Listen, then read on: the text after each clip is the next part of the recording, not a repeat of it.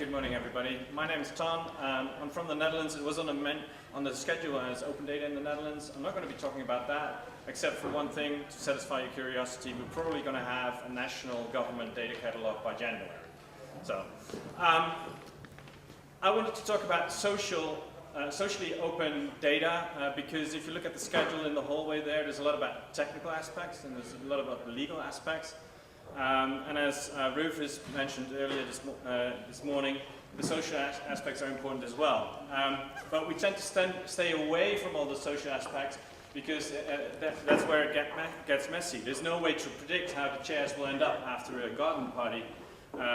And that's not sort of the way that people like to plan stuff. And we don't often recognize the structures involved, so we don't really know how to organize it.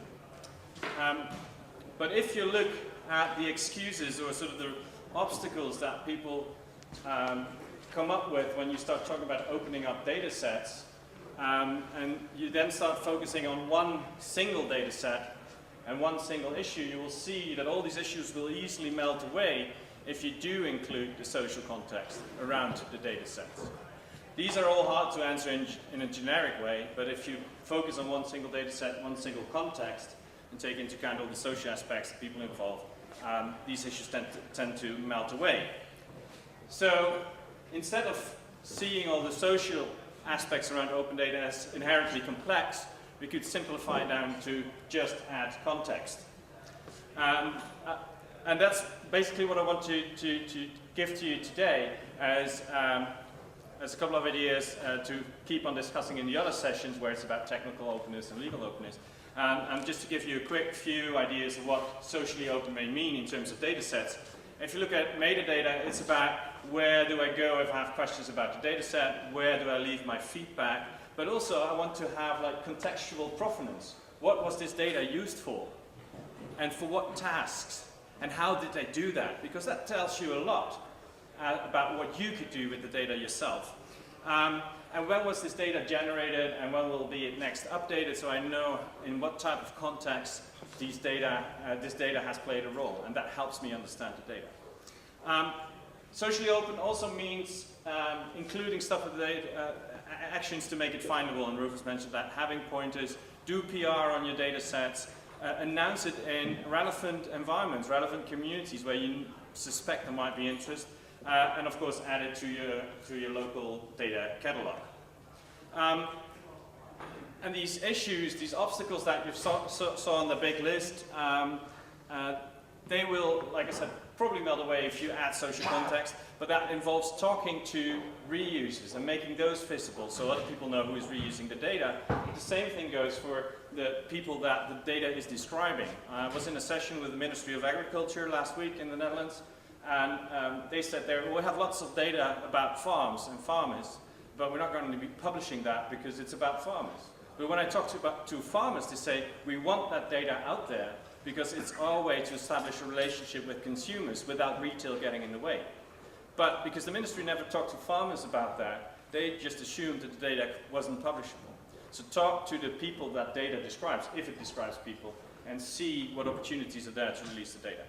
And make your release process and the decisions that you make along the way transparent as well. Why are you releasing certain data sets and not others?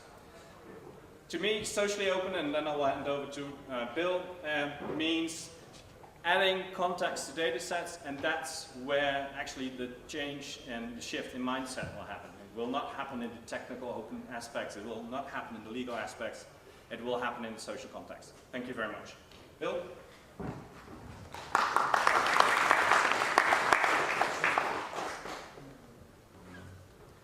Thanks, Tom. And just to explain that I'm not going to talk about open data in the Netherlands either, but Tom and I did plan this talk in a cafe in The Hague, so I think that makes it open data in the Netherlands as far as we're concerned.